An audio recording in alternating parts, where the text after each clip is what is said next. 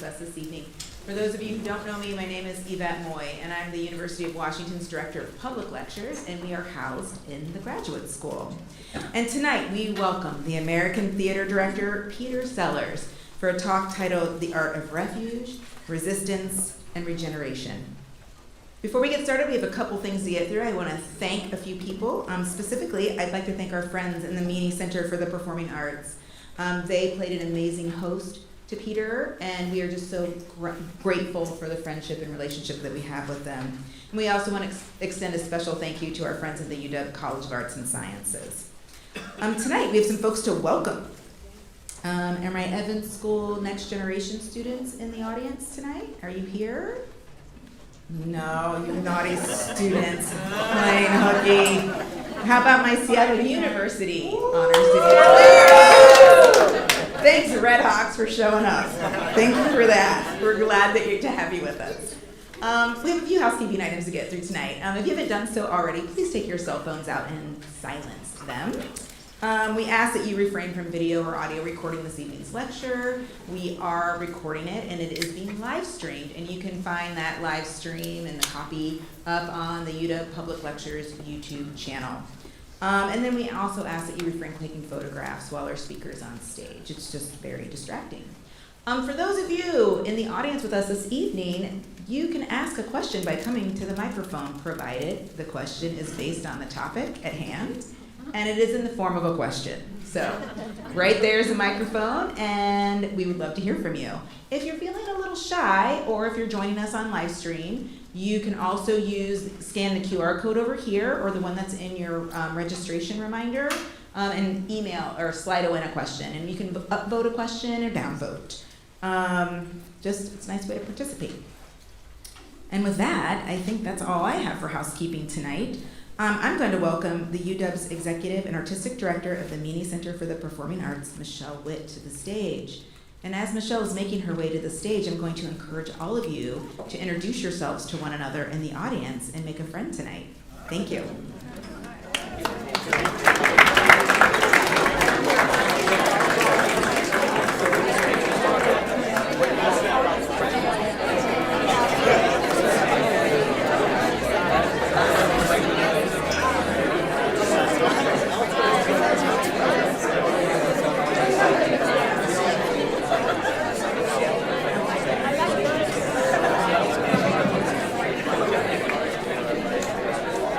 Such a great community, and welcome everyone, and I hope you did make a friend or two there. It is really a joy to be here with you tonight, and with the amazing Peter Sellars, truly.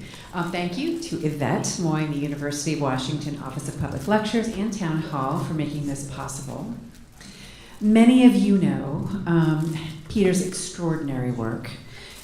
His visionary stagings of Mozart, Stravinsky, and John Adams, his lifelong dedication to art as social conscience and moral action, and his groundbreaking, transformative, and often controversial collaborations that bring radical empathy and imagination to the stage. We're honored that Peter joins Meany Center this year as our artistic partner, a role he'll hold for the next 2 seasons. And he also joined Meany's inaugural Honorary Artistic Council that includes Bill T. Jones and Mark Bamuti Joseph. His residency at the UW this week promises to be deeply engaging and transformative for students, faculty, and Seattle audiences. And I wanted to say something about the centerpiece of his partnership is the West Coast premiere of Music for New Bodies, which is happening at Meany Center on November 1st. It's a provocative new work composed and conducted by Matthew Aucoin and poetry by Jory Graham. And it was developed with the American Modern Opera Company and had its premiere this summer at Lincoln Center. It's an urgent musical meditation on humanity's relationship with our planet and the profound question of what it means to inhabit a body in the 21st century. And we hope you will join us on November 1st at 7:30, and there are flyers out there about this production. Peter's just returning from Rome, where he directed a new production of Kaija Saariaho's Adriana Mater in the Teatro dell'Opera di Roma, and also from Tunisia. I think he's going to say a few words about that. Just briefly, I first met Peter at the memorial service for our mutual friend, the brilliant violinist Jeff Nuttall. And out of that shared moment of grief came a friendship that has allowed me to witness Peter's creative process around the globe, from rehearsals to world premieres, and to see again and again his generosity of spirit and imaginative empathy, which I believe are among his greatest gifts. Those of you who know Peter know that he's a hugger, a deep listener, a voracious thinker, and a connector. He embodies deep wisdom, warmth, humility, a global perspective, and the courage to envision new structures of beauty and of justice. Tonight's conversation continues that commitment to empathy as resistance, to imagination as refuge, and to art as a site of regeneration for us all. Please help me welcome the artist, the humanitarian, and my friend, Peter Sellars.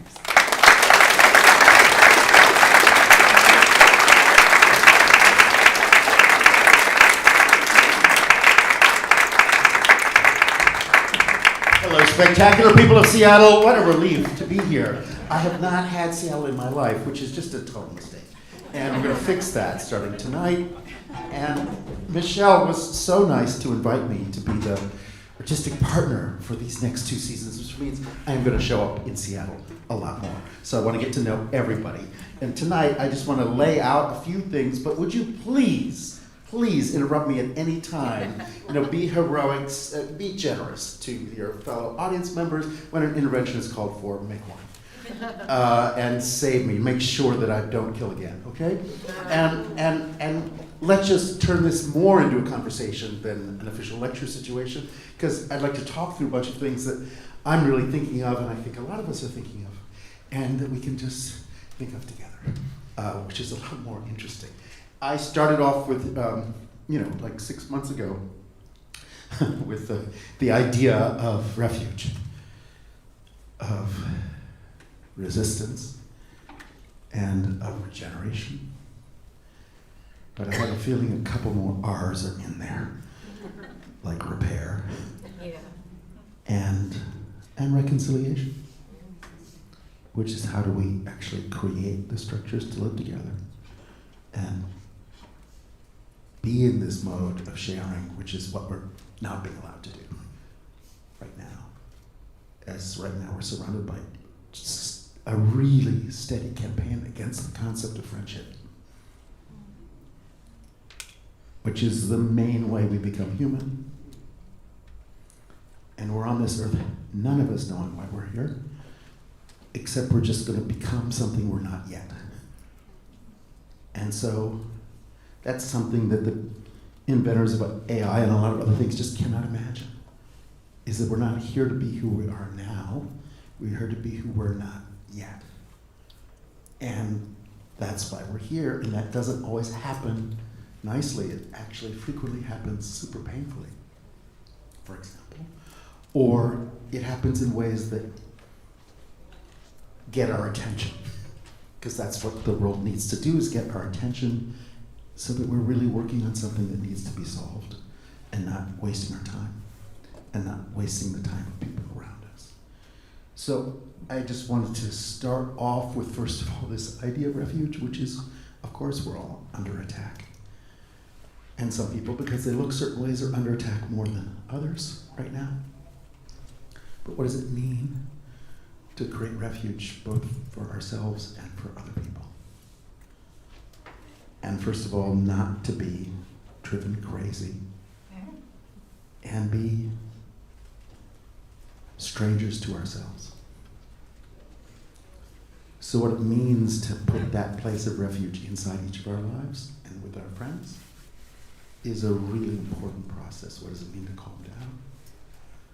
What does it mean to actually have deep quiet in our lives and not be part of the hysterical craziness?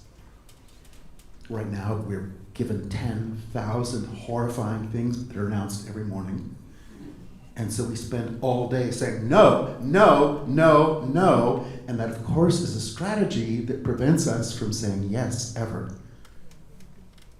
We know what we don't want. We're not allowed to talk about what we do want and to actually invest in what we do want. And so we're all move into the negative mode all the time, all day long, while we doom scroll and so on. And in fact, that's not the human metabolism. Human metabolism is super positive and miraculous. And just the whole history of African American art and culture is how, in the most dehumanizing situations, you create hundreds and thousands of moments of deep humanness, from cooking, from small gestures, from everything. You take a dehumanized situation and you humanize it and humanize it and humanize it and humanize it and humanize it with everything you've got, with everything you touch.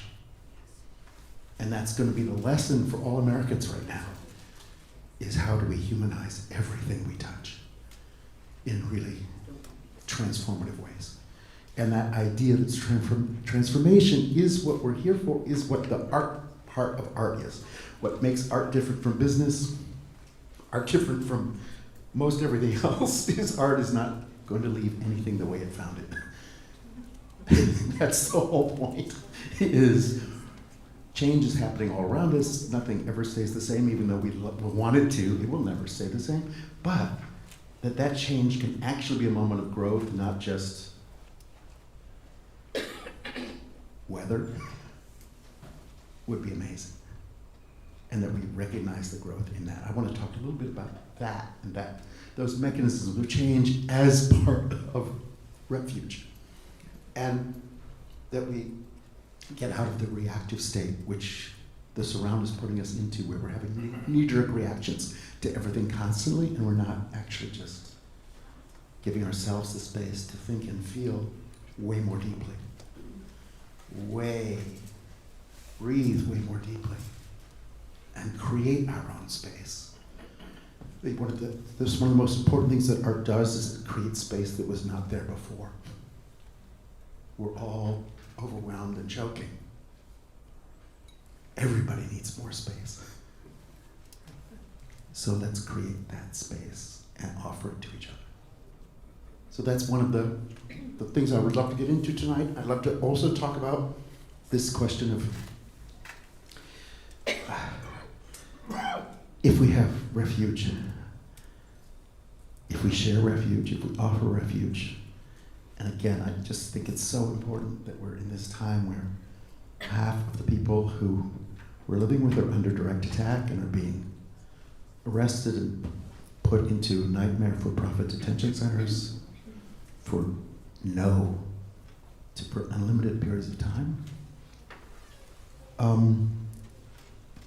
That we start to learn from other cultures that have had a cultural life in these same conditions.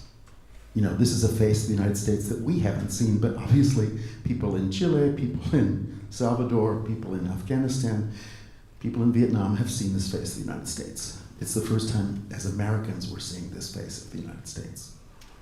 It's not that it's new, it's been around a long time, but it's turned on ourselves, which is really shocking. And so it's time to really take certain things out by the roots, because those roots are deep. Those roots of violence are so deep in this country. And so what does it mean to actually, by the roots, reach in? So many countries have had lived in this situation where the world is literally turned upside down kind of overnight. I'm thinking of the Czech Republic after Dubček was thrown out and the junta came in, and they did, all intellectuals were removed of their jobs, professors no longer were professors, artists were no longer artists, and the famous thing was that they were made sanitation workers. And Ivan Klima, who died 2 weeks ago, I don't know if anybody's a fan of Ivan's work.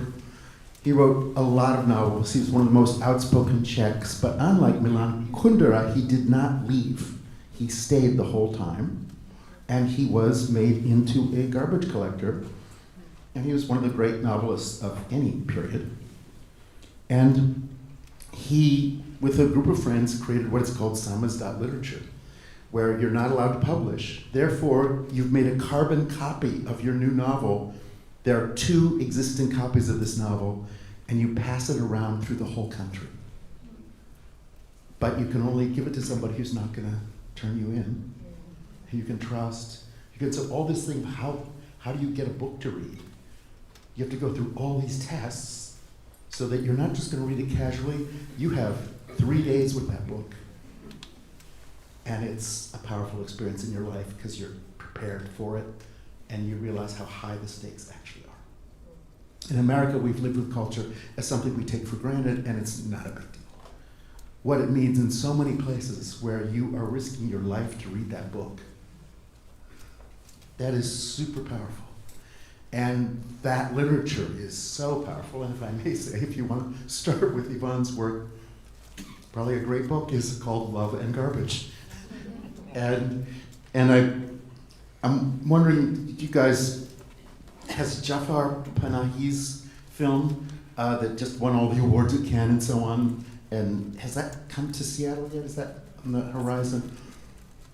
Do you guys know who Jafar is? He is a filmmaker in Iran who was sentenced to 6 years in prison and to a ban on making films for 20 years. Since that sentence, he's already made 6 films. And Panahi is simply, he will not take no for an answer. The first film he made once after the sentencing and once he got out of prison was called This Is Not a Film. And I think we have to get into this sense in America of when you're dealing with these large, super dominating fascist structures, you have to have a sense of humor, you have to be smarter than they are, you can't just sit around and be depressed and slow and stupid. You've got to actually mobilize in some surprising way that has a spark in it that, of course, the regime is missing entirely. Because the regime is so stupid and heavy-handed and clumsy and, numbingly dumb. And so we have to be smart, we have to be funny, we have to be quick, we have to be alert, we have to be sharp and have this edge. And Panahi's, one of Panahi's great films, which you probably heard of because it got some distribution, was called Taxi, in which, forbidden from filming in a film studio, he was a taxi driver for 3 weeks, and the entire movie was made inside his taxi, which was his traveling studio, and he took you all through Tehran and picked up all kinds of incredible people, some of which were a little surprising, others of which he really set up and scripted really, really beautifully. But you actually got this vision of Tehran just because you were passing through the city itself all the time. So that was the backdrop. And the people that he was picking up were like human rights workers on their way to a case, all kinds of people he wouldn't necessarily just meet casually. And the world met those people because he got in a taxi and made a movie. And his new film is called It Was Just an Accident. And please don't miss this film. He really got into huge trouble. They shut the film down twice while he was filming it, but he's determined. The people who make the film also know that they are risking their lives to make the movie. So it gives the film another quality. It's not just actors acting. And he's somebody who, after he won the prize in Cannes, and this film is staggering, he did a public press conference calling for an end to the Islamic Republic of Iran. Like, most artists don't do that. But he said, no, this is time. And the press conference was not insulting the government. It went down a list of the things the government was not doing well, and that were in fact destroying Iran. And he went item by item by item and said, they have to be thrown out. This government must stop right now. What's powerful about the film is, for one thing, he's learned how to make art low budget in the sense that you can't have many people making a film because they can only be people you can trust. Absolutely, absolutely, absolutely. And I asked him about, being in prison, and he said, well, I do have to thank the Islamic Republic because I met the most important people in my life in prison. I met people I would never have met in this world, but exactly because they were prisoners, and prisoners of conscience, but sometimes all kinds of prisoners. And you're actually getting a slice of humanity, which is really important. As you guys know, Dostoevsky became a great writer when he was sentenced to the Gulag in Siberia and met real people. And suddenly, his previous books were these embarrassing, let's help the poor, and they had titles like The Poor and the Humiliated, and they were embarrassing. The worst kind of liberal guilt bullshit. And then he was living with them for 5 years in a Siberian prison camp. And suddenly they were all human together. And then he realized that the most desperate people are actually the closest to God. And stopped judging people the way we are trained to judge people. Panahi, this new film, almost everybody in the film, you begin to realize as the film goes on, everyone in the film is a former prisoner. And so what it means for them to be in this film is that they're already on the books. And it means being in this film, their face will be seen forever as being in this film by the government. So when you're watching people make those kind of risks, because they want the actual story of the country to be told rather than the propaganda, and they know that they can testify to reality in a way that many people can't. And so it's their job, their duty in this life to take this one moment and step forward and testify. And that is one of the most beautiful things about the arts, is it creates this space of testimony, it creates this alternative history, it creates this alternative narrative that is not the official narrative, because the official narrative is always completely messed up and fake. And it's like hiring public relations firms instead of problem solvers. Instead of solving the problem, we just put out another dumb set of press releases. And the problems are there to be solved for real. Why? Because that's what it means to be human, is we have to solve things. And could I say the other thing it means to be human, and what art is about, is finally at the end of the day, human beings create something from nothing. And that is the real meaning of being human, is when you have nothing to work with, you get creative. And that's who we are. And so if I can say, now that almost every arts and culture budget is being sliced and cut and removed, I want to say, yes, that's too bad, and at the same time, I want to say, welcome to a really important era of art, because most of the great art was not made when it was nice. Most of great art is testimony and testifying at a time when things were not nice.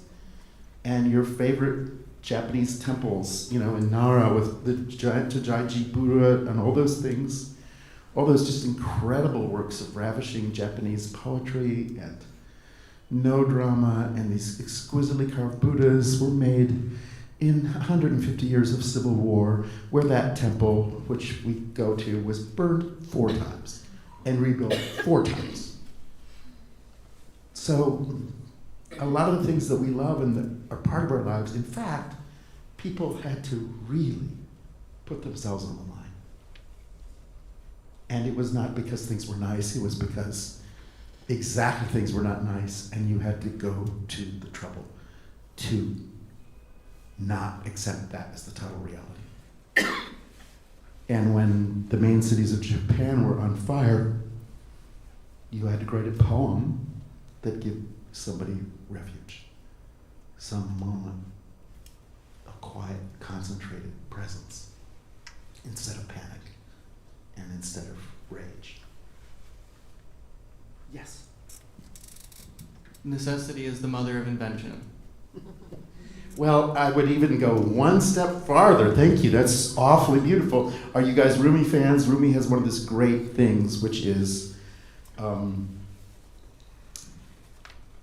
necessity increases your perception, and therefore cultivate your necessity.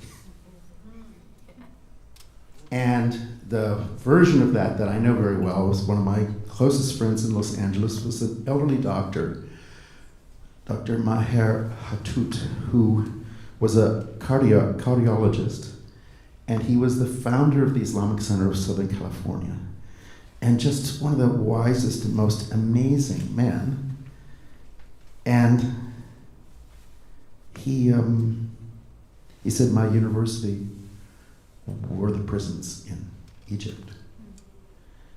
And one of the things he loved to say was, you don't know what water tastes like.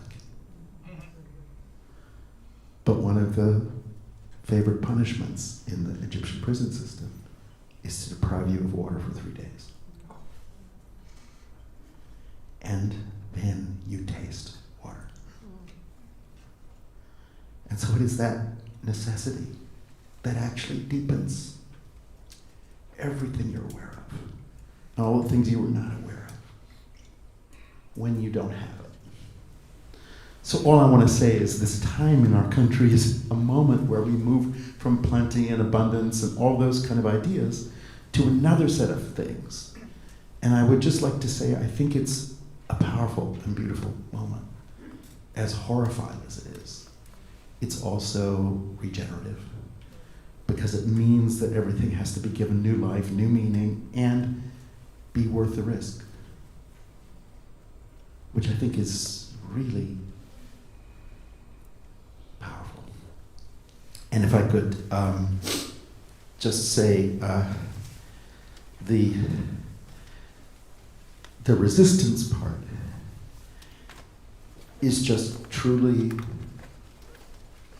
to not swallow the propaganda, any of it, of course, but to actually embody the alternative story. That you are permanent living proof that that story is not the story, and there are another set of stories. And that's putting it in your body, not just in your mind, which is, again, one of the things we do as artists, is you have to embody another ideal. You have to embody another way of living. You have to embody another idea of what we're doing on Earth. You have to embody, first of all, courage. And sometimes that's something that our artists are not so skilled at. And this is going to become a time where courage is necessary. And one of my favorite things, I've been trained from a young age, because in my 20s I was fired all the time from very big gigs because I was saying something that was really not going to be allowed. And it doesn't feel good. I can tell you that, and I've been fired over and over and over again. But people weirdly respect you. Like your life is not over, it actually begins, because a bunch of people realize you're standing for something. And Peter, isn't it also the idea that Here we go. isn't it also ultimately the idea when you get where you're going, you want to be who you are? Oh my God, yes, oh my God, thank you. Can I just say thank you and just say, being who you are is just about giving everybody else permission to be who they are, which is what the artist does. The artist is the person who stands out and just says, no, I'm going to be who I am. And everybody else says, we don't dare do that. And then you actually not just model that, you are that. And it gives so many people permission. And I think that's a lot of things that are not allowed to be talked about. You know, when we're talking about sexual violence, we're talking about all kinds of things that could not be discussed for generations. And that the body of work now of artists means these things are topics. And there's a way of talking about them, and there's a way of dealing with them and handling them that there was not before. And to me, that's one of the most important things that we do as artists, is create new vocabulary, a new set of gestures, a new set of images that were never permitted in any previous generation. And that, I think, is one of the most impressive things about resistance is do not accept the super poisoned, tacky images of AI, which of course, anybody could even confuse that with reality. You say, what are you looking at? What can you not tell about a human being and ideas and feelings and stuff? And for me, the AI thing is so popular just because it has no moral energy. Like there's no right or wrong, there's just stuff. And in fact, the thing that is needed in this world is moral energy. Is like, this is acceptable and this is not acceptable. And this is who we're going to be and this is who we're not going to be. Which is what we feel as human beings every moment of our lives. And what AI never feels ever about anything while it makes up shit. And just say, what? You really want to live that way? Huh? And what is attractive about that? What is attractive about that is the absence of responsibility. And also that the beautiful thing about pornography, which is you want sex, but you don't want to have to experience love. Because love makes demands. And so you arrange something where you get what you want without giving anything except just dumb money. As if money is going to make the world right. And of course, money just poisons it further. I think one of the great things about ancient Greek drama, particularly Euripides, almost every play has a giant speech against money in it. Because of course the oligarchs were waiting for Greek democracy, and they were showing up about 10 years later. And you could just see the rich people circling. And Euripides constantly in every play says, nobody could possibly confuse money with freedom. Please. And if you know any rich people, you get that they're not that free. They're freaked out. And privilege brings with it its own nightmare. And so this idea that our country was founded on another basis is pretty amazing. And what does it mean to keep it on that basis? And what does it mean to actually create spaces of equality when we're living now with more inequality than any time in human history? How do we ourselves as artists and cultural workers create a space where everybody in the room is actually equal?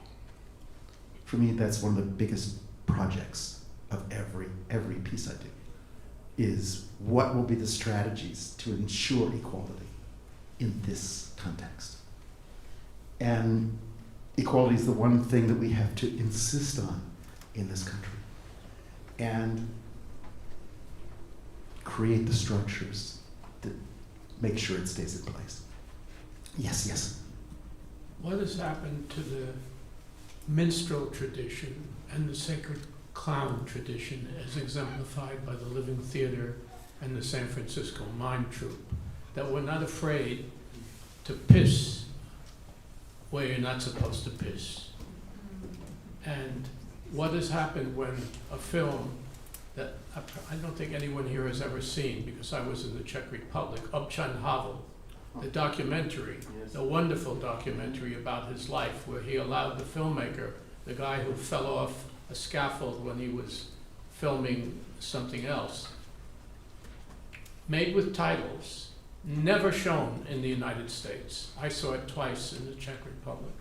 I sat in the chair where Havel used to sit waiting for the Stasi or whatever to come so he could climb up, go through the bathroom and climb up the wall. And we have zombies. We have zombies. Thank you so much. I mean, the one thing I would just add to that is one of the things we need to do as artists and as people who love art is talk and share and open things up. Because right now, in this country, amazing things are happening. You just will not read about them. Because right now, most journalism has removed arts coverage or is in the process of removing it. And they will only write an article about somebody they already know. So you're getting, the next article on Tom Cruise. as if we really needed that. And there are 3 generations of artists you have not met, whose names you do not know. Whereas 50 years ago, we knew a lot of young artists, and they were coming up and you were watching them, and it was very exciting. Right now, most of the cool work, a lot of the cool work that's happening is like your private screening. It just has not entered the public space. And what is it to make a public space that's more radical and more inclusive is, I think, 3/4 of what we're dealing with, because media is the problem before it's the solution right now, because as you know, all media enterprises are for profit. So there's only a limited amount of things they can say, and they're judging their risk of will they still have advertising, will they still have government access, so they're constantly having to never quite go there. And as you know from something like the New York Times, you know, God bless them for existing, but the first 7 paragraphs were written in New York, and 7 paragraphs in you get to something that the reporter actually observed, because everything is edited, and so hyper-edited, and so hyper reconstructed. And so that's a very tricky thing with media, and one of the things I want to emphasize, I'll be right there, is when you're making a new piece of work, please don't base it on the New York Times article. Is actually go and be with the people who you're talking about and talking with, and be with them and be on site. It's really important. That's what changed America, was the Freedom Riders, was people actually going and being there and living there and hanging out. And that created a story, and that created a set of friendships, that created a whole set of possibilities. And I would just say, if there's something on your mind, please go and hang out with those people, and then make sure those people's voices are in the story, because it's their story to tell. And that is really crucial right now, that we're hearing directly from people and not just an edited version of somebody ventriloquizing for someone. It's really essential that we're hearing the real voices right now, and that technology exists. And I would just say, go and put your body right there where that event is happening, and of course you'll find your life changes. It's truly incredible. You just start following a story. You know, in LA we have these, you know, crazy gas and oil treatment plants right in the middle of the city where people live. That there's 8 cities in Los Angeles that kids have 10-year less life expectancy than kids in the rest of the city because of the particulate matter in the air.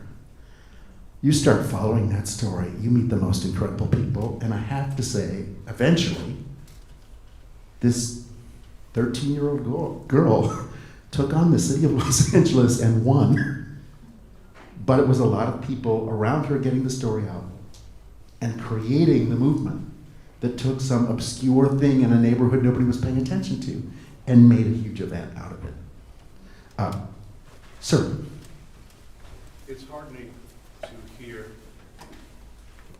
your story of refuge and resistance in the Iran example. I've never heard of those films. I don't know how anybody would ever get a chance to see those films. But it puts me in mind of, maybe it's a tradition going back to Marcel Carné's Children of Paradise, which was made during World War II under great duress. So this is not a new concept. But what concerns me the most, I believe, is it's a numbers game. See, us here are intellectual, highly educated people who have access to this type of information. People who voted for Donald Trump are not going to be able to access that type of information. Even somebody like Taylor Swift, who has billions of people on her side, didn't do anything to help Kamala Harris. So I'm not sure how these things are going to become implemented in the larger culture. Thank you so much. Thank you so much. I have to really make a clarification about democracy and business. Which is the difference between the way artists work and the way business people work. Business people will make sure that there is the new brand new toothpaste in every CVS in the country. Whereas art works more quietly and not through mass things, but it moves across a generation, and across a generation, people begin to feel it's not good to torture people. Or they start to feel it's okay. But that way in which the climate changes, the climate of what's acceptable and what's not acceptable, what's a good idea, what's not a good idea, artists can move in those waters very deeply, which results in other change, like profoundly. But it doesn't move that directly because art, part of what makes it powerful is that it's indirect. It's poetic, it doesn't just suddenly change things. But the opposite, I would just say, change that happens quickly also disappears quickly. There's a filmmaker named Stan Brakhage, an avant-garde filmmaker. When he started, he was one of the only people who were doing these very, very fast cuts on the eye. Now, it's everywhere. Yeah, I would just say Stan Brakhage is a hero to all of us now. And again, I ended up spending a lot of time with him in the last years. And he's just, what an incredible person. But again, what we do as artists is something that people are eating off of 2 generations later. But it enters the culture gradually. And again, deeply. Now you can't escape it anywhere. And I think for me, that's one of the most beautiful things about the opposite of fascism, which works quickly. You know, and as always, to ruin something, you can do that really fast. They did it at the White House. To build something and create something, it's slow. And because it's slow, it actually has a certain kind of quality. Because it's concentrated, because it's intentional, and it goes beyond what the intention was into some other realm that is not your announced intention, so you're not making a public relations statement. It turns into some whole other thing that has layers of complexity that are missing from most of our human communication. Which is why a work of art has this incredible power, like 500 years later. And so just to say, in terms of 500 years ago, since I was just in Rome, you know, the whole Renaissance was like 5 or 6 guys. You know, the whole 20s thing was 5 people in Paris who knew each other, 5 people in New York knew each other. It was like, you know, and then that generated all this stuff. But in fact, it's never numbers at the beginning. The numbers are, in fact, very small. And that's what's so powerful, is that it's a deep level of friendship or disagreement among a small group of people. And it creates this frisson which expands into the whole culture. And so for me, I would just say that the beautiful thing about the way that art functions is, as you know, in the old Palmolive commercials, Madge used to say, "You're soaking in it, dear." You know, it's happening another way. How do we, as artists, know where to plant the seed? I would say plant the seed where the soil is really bad and change the soil. Because 3/4 of our work is changing soil right now. Like literally so much soil has been depleted from the trash that's been put in the soil. All of the Roundup and all that stuff. That the soil just is not productive right now. So much soil in America has been damaged so deeply. So part of the soil thing is enrich the soil, step 1. So go be somewhere where the soil is really depleted and then make a real soil transformation program. And to me, again, when you're making art, as always, it's good to do the opposite of what you have in mind. Because what you have in mind is way too obvious. And you have to put in the yin-yang of it to be real, right? If something's only true one way, then it's not really true. If it's only true in one set of circumstances, it's not really true. You have to find how truth operates in really different circumstances and create something that survives and is alive in a range of contexts. And I think one of the tricky things we do as artists, and the hardest thing we do as artists, is to create a context. like, that's a really basic thing. If your freedom fighter is my terrorist, we're both looking at the same gesture, but we're both reading it in a completely different context, right? And so what does it mean to put every gesture in a context where that gesture has a range of meaning, a lot of echoes, a lot of history, a lot of future, a lot of all kinds of other things that are not in the newspaper article, right? Because the journalist, it has to get a quick truth, whereas you're dealing with the fact that most truths, I just saw a movie at Telluride last month, a really amazing movie made by a Palestinian-American woman who just made 4 generations of her family in Palestine, and showed that the Intifada really changed completely with each generation. And we have it reported as one thing. And in fact, each generation of students, kids, grew up differently with different sets of things. And what she does in the movie, which is really moving, is she plays all the women in her family for 4 generations. And you just watch the change that's happening through generations also happening in one person. And to me, that's the kind of reporting we just never get. And this kind of put yourself in someone else's shoes that we don't usually see. And what does it mean to enter this person's life and walk in their shoes and feel what that is and have to imagine it and have to ask yourself what you're feeling rather than tell yourself what you're feeling. And so that's, I think, one of the most exciting parts. Yes? So would you be defining that as radical empathy, or could you explain what you mean exactly by radical empathy and how we deal with that, especially in context of the way we're living right now, please? Yeah, I think the basic idea is that we're not allowed to have any enemies. And if we're thinking oppositionally, you're already too late in history to think oppositionally, because we have to share the earth with everybody, no matter what. So get over it. And really get over who you like and who you don't like. Just get over it. It's not helpful. And a whole bunch of people want to kill you, and it's better to get to know them than to bomb them into oblivion. It just is, and it turns out your life gets richer. Because all the people you were scared of, you don't have to be scared of. And in fact, yes, they're the way they are because how they grew up and what they went through. Oh, duh. And we're the way we are because of where we grew up and what we went through.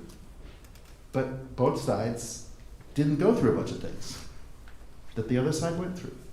So step 1 is just to create this space where we get past the enemies and no enemies thing. One of my favorite plays that I did when I was young is Aeschylus's The Persians, which I love a lot. It's the first existing play in Western civilization. I mean, there were other plays, but we don't have them. And the play is called The Persians, and he wrote it after the Greeks won the Persian War. And he presented a play called The Persians, the people you just defeated who you thought was nothing. And you see, they have families, they have mothers, they thought the gods were on their side, etc., etc., etc. And all the things you tell yourself about yourself, they also believed. And it's one of the most amazing plays ever, is just to spend an evening with your enemies and learn something. And that to me is really, really powerful. And I would just like to emphasize that the Greeks really did create theater and performance as a maintenance system for democracy. They knew how fragile democracy was. They knew it was not going to last necessarily, because it's so fragile. And we thought of ourselves as Americans as invincible. Nothing's fragile here. We can handle everything. And it turns out we are really fragile. And so fragility is already a really powerful lesson right now. And I think for me, one of the most important things in a lot of the work I'm doing is to work with broken things, broken people, broken ideas, broken systems. Just trying to hold things together and realize how fragile they really are and what it means to be fragilized.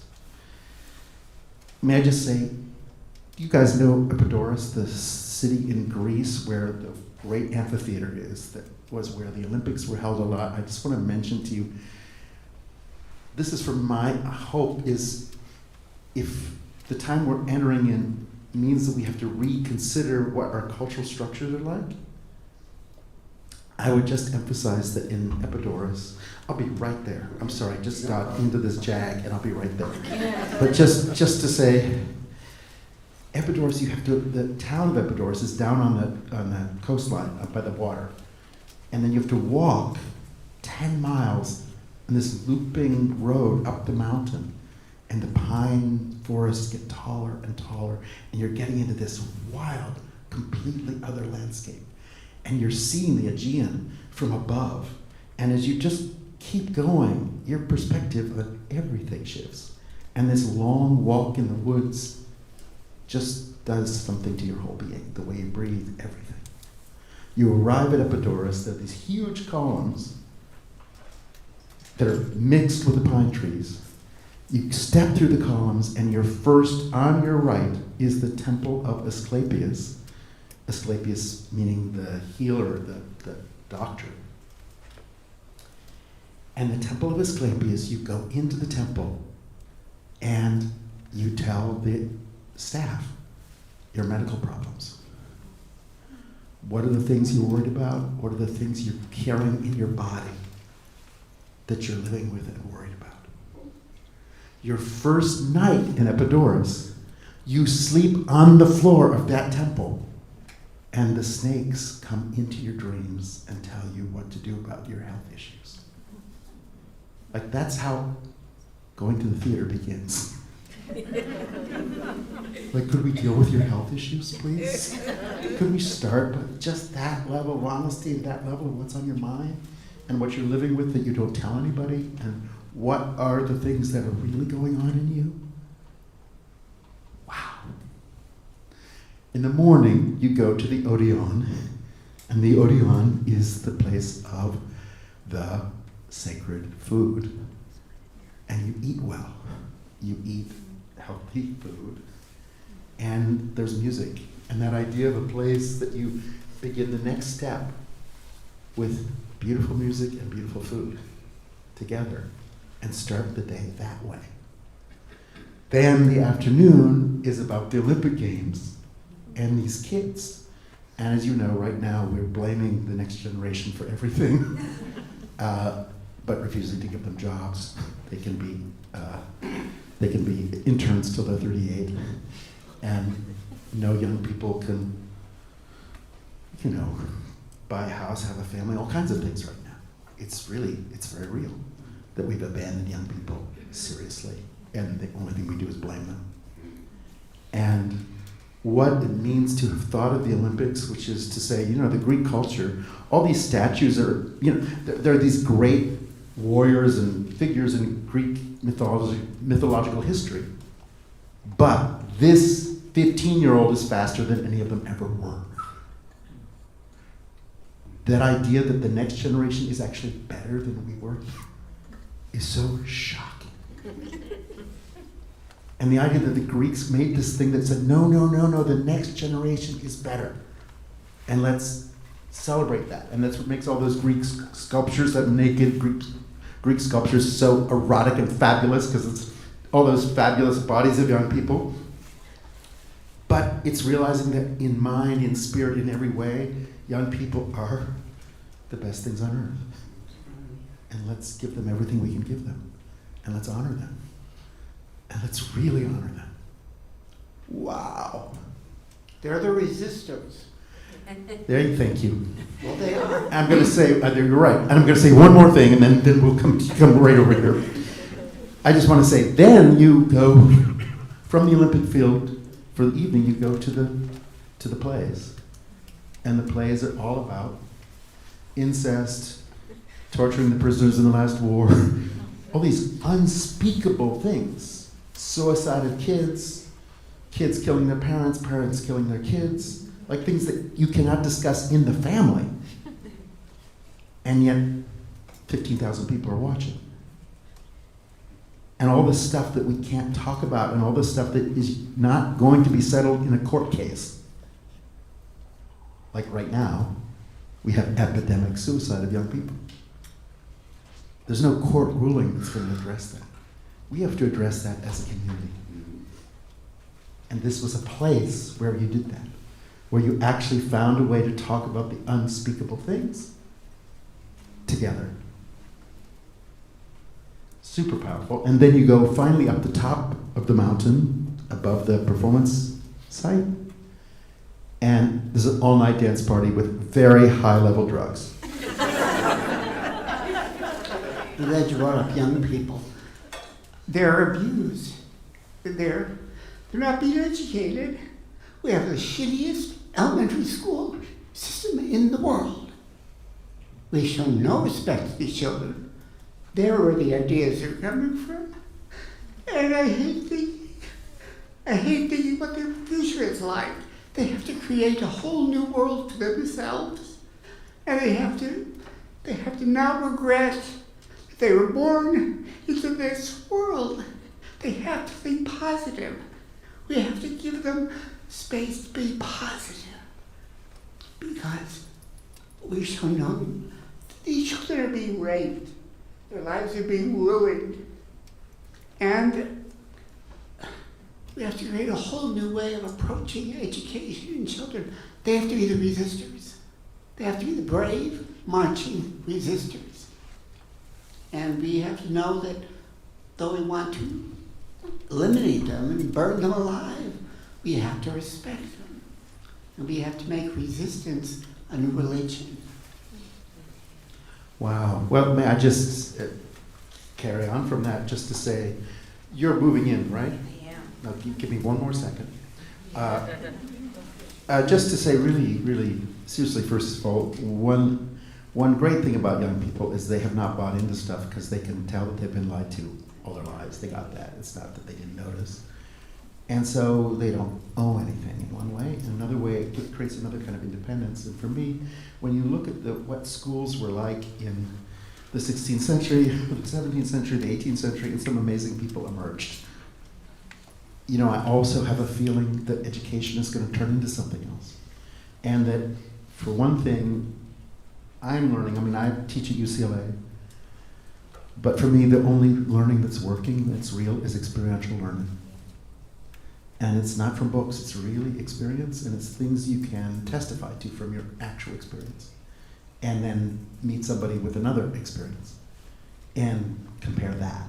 But begin to go from something that, again, is not so much your mind, but more your body. And your body is telling you things, and your body doesn't lie, and your mind likes to lie a lot. So what is it like to actually listen to your body? Which is what I think is happening with a lot of young people right now, is a different type of education is going on.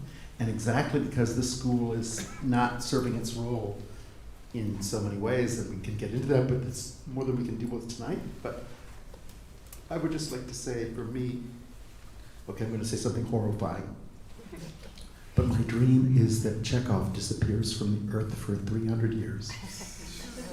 And then uneducated young people say, what is this? And Chekhov is discovered. For me, that's the beautiful thing. You know, I was able to do Handel operas because nobody did Handel for 200 years. So then we could just say, what is this? And come across something and have our minds opened by some mysterious thing that was sent 200 years before. And I love that, is that, you know, because none of us are good at predicting the future. And in fact, what we're trying to do is create a future. And the first step of that is not keeping our grandparents alive on artificial life support.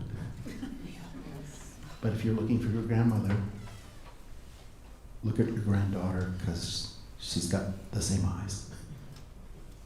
And everything that needs to come back is going to come back. And in a different form. Thank God.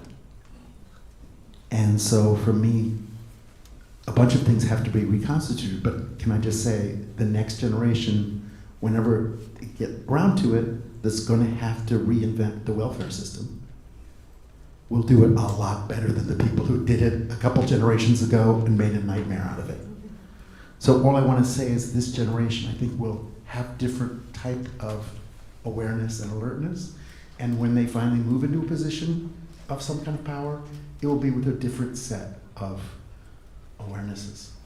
And I think that actually is going to be fantastic. Now, we have two.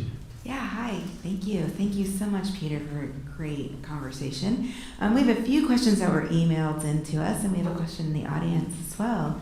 So I'm going to go ahead and defer to you, since you've been waiting so patiently for a moment. Thank you. I've always felt that the role of the artist is to get us to look at things that we really don't want to see. But the past year or so, I've really started to wonder about hope and what's the relationship of artists and helping us to find hope. Sometimes hope is the thing we don't want to see. Yeah, sometimes hope is we're in denial about as well. But just to say, I mean, Cornel West had a beautiful approach to that, which is just saying frequently what people are calling hope is just optimism.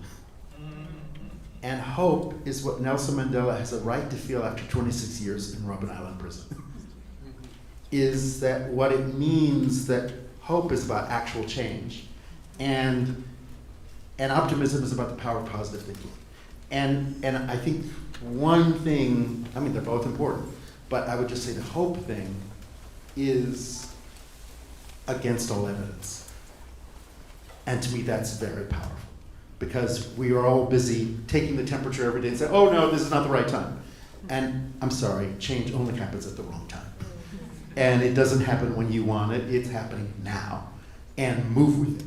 And that's one of the things I spent my life hand-holding so many organizations that are panicked. They hire me because they want something up to date and new, and it looks to the future, and then you start taking them the first steps, they panic, they say, no, we can't do that, stop. I said, keep coming. Because people panic when the future occurs. And you just have to say, don't. Carry on, press on. Keep your heart open, keep your eyes open, keep your ears open, and keep yourself open. And realize that also all of us are going to change. And that's deep and beautiful. Thank you. So Vicki Lee sent a question in. Your curation of the previous Cultural Olympiad in LA was so brilliant and engaging. What do you envision for the upcoming one, and are you involved already? I asked that, Peter. I'm the guilty one. That's hilarious. Putting you on the spot, right? No, I'm not on the spot at all. Okay. No, I've already been involved, Okay. of course, Yeah. and I'm already been disinvolved. Yes, we've been through the whole cycle. You barely got started. Yeah, no, it just is, it's going to go in another direction once Mr. Trump is involved, once all kinds of things are involved now. So the LA Olympics is kind of being hijacked a bit, and as you probably know, they hired a new CEO last year, or this year, I think, earlier this year, and the new CEO is the commander of American forces in Afghanistan. So that's a little bit what you're going to be dealing with. So it's another picture. Okay. And so that is not a real conversation to be continued. And I think you're just going to get the main issue, which is, in America now, the main issue constantly is just security, quote unquote. And so, how will homeless people be erased? How will whatever, all that stuff. It's pure military operation. And so, and it's logistics of, can we assure absolute security for these Olympics? In LA, are you kidding? So, but they're going to do it, and that's where all the money goes, and that's the priority. And so the cultural thing is going to happen fairly randomly, and not as Organized. we had proposed something else. Frankly, more like Epidaurus, where health, food, all those things are involved in a total picture of what sports really mean. And give sports meaning instead of just glamour. And deepen the experience, because the Olympics was a deep thing. So anyway, but Thank you. we have longer lives. Let's see what happens. Yes. And I have one more question that's been sent in, and we have time maybe for one or two more questions. So if you want to come to the microphone or raise your hand, we can certainly accommodate. So the question that came in from Alex is, was there a particular experience in theater that was extraordinarily transformative for you? What was it and why? Oh, wow, okay. I mean, there were a lot of them, but I'm just going to mention one in terms of what we've been talking about tonight, which is when I was 18, I saw one of the first productions of the great French director Patrice Chéreau, who died a couple of years ago. And it was wild, and I hated every second of it. And I'm not this kind of person, but I actually wanted my money back. And then 5 years later, I realized it was the best thing I'd ever seen. Yeah. And literally 50 years later, I can tonight describe to you everything that happened for 3 hours. And it became part of my life so deeply. So that's why I just say, forget about what you like. Because in fact, what you don't like turns out to go in deeper in so many ways and turns out to be part of who you actually are. And that process of learning to like something you didn't like is already you becoming you. And that whole idea of refusing to judge everything as a consumer, thumbs up, thumbs down, and just let it be part of you. Now I know not to talk about anything the night I see it. And I know to wait for a while until it starts to work on me. And just because if you talk about something right away, all you can remember later is what you said, and not the actual experience. And so for me, one of the big things is to just shut up for a while. And just after a few months, start to figure out what that was and what it's activating in me that I was not aware on the night. And on the night, I would just say, it's also like all of us. We have these nightmares in our families. Like, oh, that weekend, oh, that is the worst. And then, of course, 10 years later, that was the first time your uncle stopped lying to everyone. It was the first, it turns out to be an important night. But if you were there, you didn't feel that. But with time, it was a breakthrough. And so that's how I feel about performance and art, is that whatever your first reaction is, get over it, because there's going to be more. I saw your Pericles a long time ago in Boston. And there was a bit involving the suitors in a blank mask. And the bit was that there was only one mask in the prop room. So when one suitor left the stage, he handed it to somebody, and you heard them running under the stage to the other side, and they handed it to the next guy. I just wanted to say that was hilarious. And it was 42 years ago, but anytime I think of that, it brings a smile to my face. Bless you, bless you, bless you. And I also happened to see the first run of Dr. Atomic, and the end of the first act, the Batter My Heart and Oppenheimer entering the atomic age, that was the most powerful thing I've ever seen on stage. And I remember speaking excitingly to people about that, to total strangers. So that was, it affected me, and I just wanted to let you know that. Thank you, thank you. I think that's one of the big things, is to take on stuff that we don't know or we don't understand or that is too horrifying. And the atomic bomb, of course, is one of those things. And how do you move into that? And I would just also say the first step is poetry. And that Batter My Heart is a John Donne poem that Oppenheimer kept in his left pocket all through the tests. Peter, I'm going to actually challenge you on that. I think poetry isn't the first thing. Curiosity is the first thing. Curiosity is the first thing, thank you. Let's start with curiosity. Why is that poem in his pocket? No, well, yeah, exactly. And just to say, all I want to just emphasize is the other voice that's primary in that opera is Muriel Rukeyser, the great feminist poet of the mid-century, who went to the same high school as Oppenheimer. They knew each other, and who wrote about science and wrote this incredible body of poetry. And so for me, one of the cool things was to do a history of atomic energy minus a lot of the technical manuals, and to give it other language. And I would just say, please come next week to Music for New Bodies. We've all been in this nightmare of hospitals and in the MRI machines and so on and so on and so on. The medical world has come up with language that falsifies every part of your experience. You're being given palliative whatever words.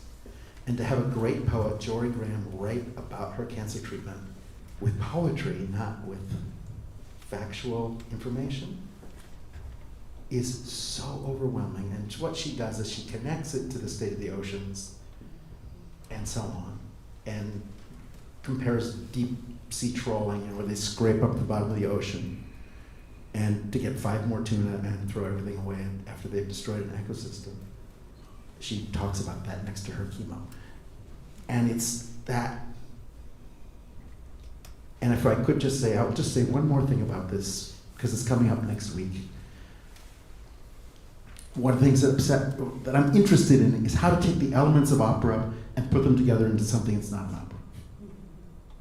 Because those elements are so rich, and opera itself is a little stuck. So one of the things that I really feel is it's not just that I'm the countess and you're the count, but all of us right now are in a place that's beyond our personal psychology. And what we are fish moving in currents, and the currents of history that are delivering us to a place no one voted for, no one wanted. 1938 in Germany, nobody wanted that. But the currents of history were taking everybody there. It was not about what you're thinking about, it's some whole other thing that's happening. And you're all being delivered. So I said to the composer, Matt McCoyne, I'd like to deal with currents. And so he wrote for 6 strings, 5 winds, 4 percussion, and 4 keyboards, and 5 singers. All moving in currents. And those currents intersect. And the singers are doing all Jory's poetry, but this incredible thing of when you go into the MRI machine, you say, I am not going into this damn thing, no way. And then you're simultaneously thinking, I hope it works out. I hope the verge is good. And then when you're in that thing with those noises bombarding you, you say, okay, I've got to work my mind up to a place where I am anywhere else but here.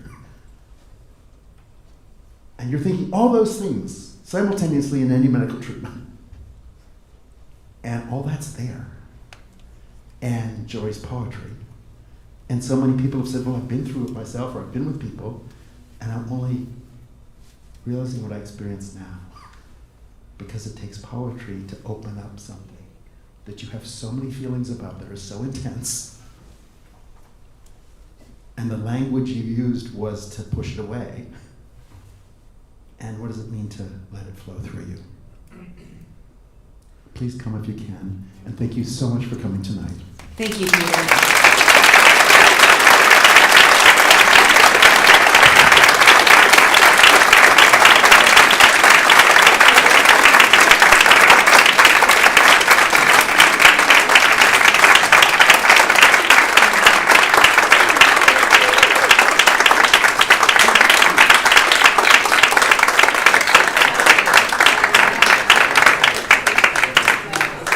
Have a beautiful night, everyone! Thank you.